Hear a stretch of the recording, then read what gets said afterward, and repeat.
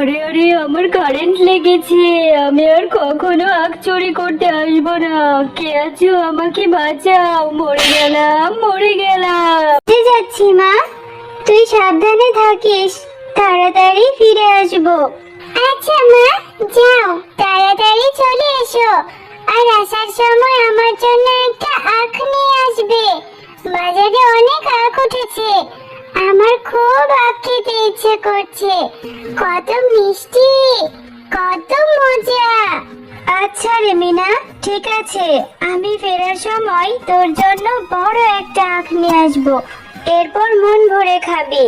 তারপরে যদি দাঁত ভেঙে যায় তখন বুঝবি আখ খাওয়ার কি ঝাল। এবার আমি আসি রে মা। রোজ রোজ এভাবে দেরি করে কাজে আসিস কেন? আজকেও তো দেরি করেছিস। তোকে আর আমার বাড়িতে কাজ করতে হবে না। যা, আমি নতুন কাজের লোক রেখে নেব। ম্যাডাম, আপনি আমাকে এভাবে কেন বলছেন? আমি কোথায় দেরি করে এসেছি? আমি তো সময় মতো এসেছি। এভাবে আমাকে কাজ থেকে তাড়িয়ে দিবেন না। মেয়েটাকে নিয়ে যে না খেয়ে মরতে হবে। আরে, তুই খেয়ে থাকবি না না খেয়ে থাকবি সেটা আমি কি করে দেখবো বল? আমি নতুন কাজের লোক পেয়েছি, তাকে সস্তায়ও রাখতে পারবো, টাকাও কম। যা তো। বাঘিনী মামি যে কাজ থেকে তাড়িয়ে দিল, এখন যে আমি কোথায় যাব? যাই, মেয়েটা একটা আখ খেতে চেয়েছে, বাজার থেকে একটা আখ নিয়ে যাই। মা, তুমি আখ এনেছো? আমার জন্য কত বড় বড় দুইটা আখ এনেছো। দাও মা, আমি খাই। ও মা, তোমার এত মন খারাপ কেন গো? তুমি চুপচাপ আছো, কি হয়েছে মা তোমার? না রে মা, কোথায় আর মন খারাপ, কি করব বল? আমাকে যে বাঘিনী মামি কাজে থেকে বের করে দিয়েছে। ওরা নাকি কম পয়সায় ভালো কাজের লোক পেয়েছে। এখন আমি কোথায় গিয়ে কাজ খুঁজবো? আমাদের যে এখন থেকে না খেয়ে মরতে হবে রে মা, কি করব বল? মা, তুমি চিন্তা করো না, আমার মাথায় একটা বুদ্ধি এসেছে। তুমি যে আখ দুটো এনেছো, এই আখ দুটো কেটে কেটে আমাদের বাড়ির পেছনের জমিতে লাগিয়ে দিই।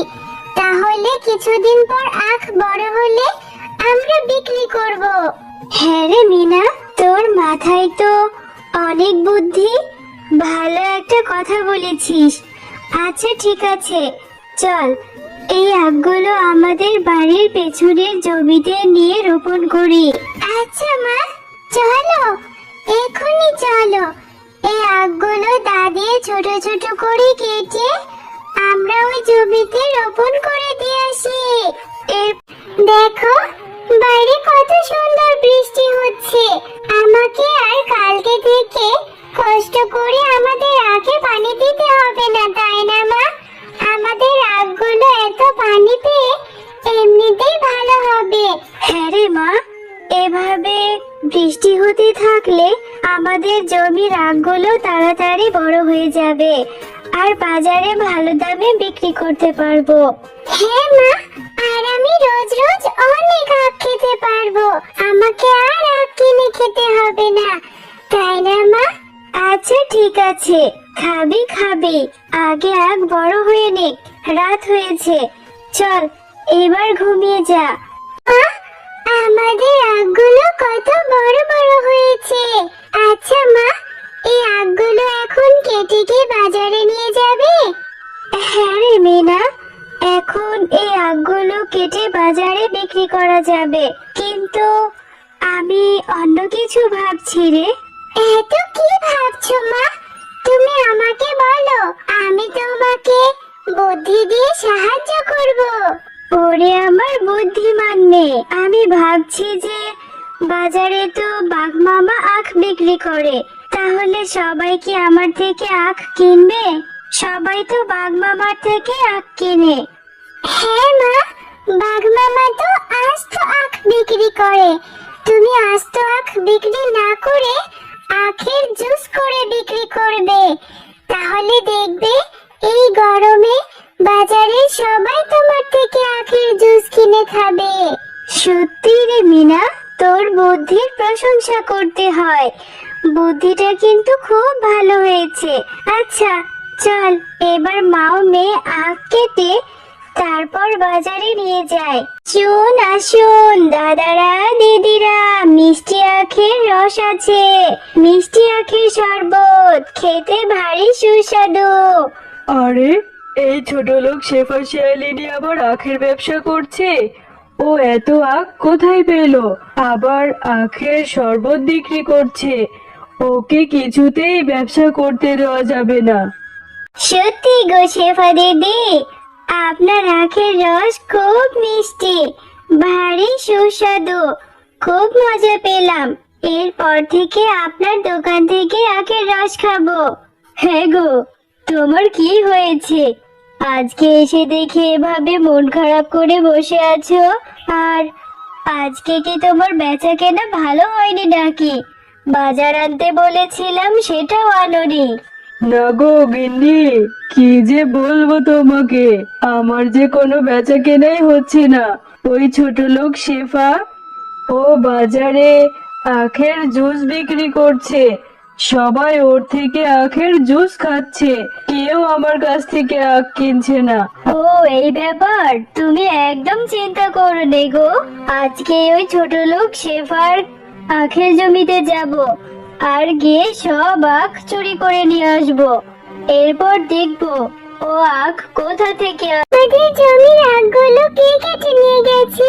আমাদের জমিতে যে কোনো আখই নেই, এখন আমরা কি বিক্রি করব?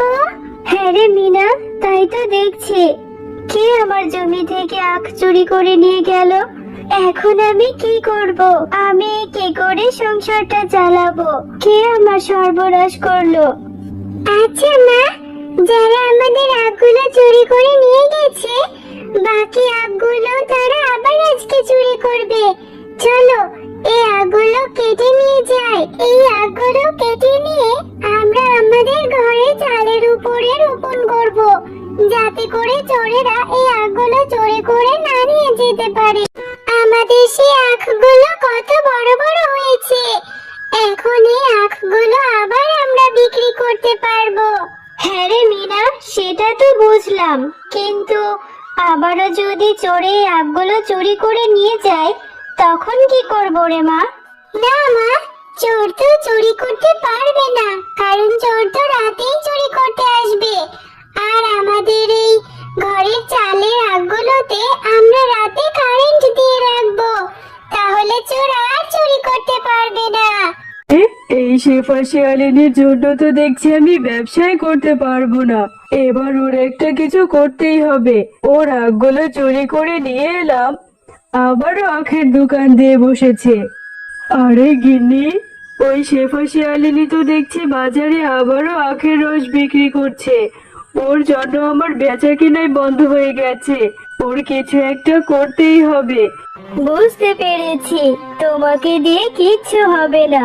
এবার আমি যাব, আমি নিজে গিয়ে ওই শেফা শিয়ালিনীর বাড়ি থেকে সব আখ চুরি করে নিয়ে আসবো।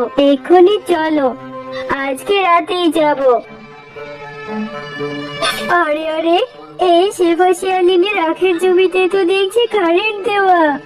আমাকে বাঁচাও, বাঁচাও, কে আছো? মরে যাচ্ছে।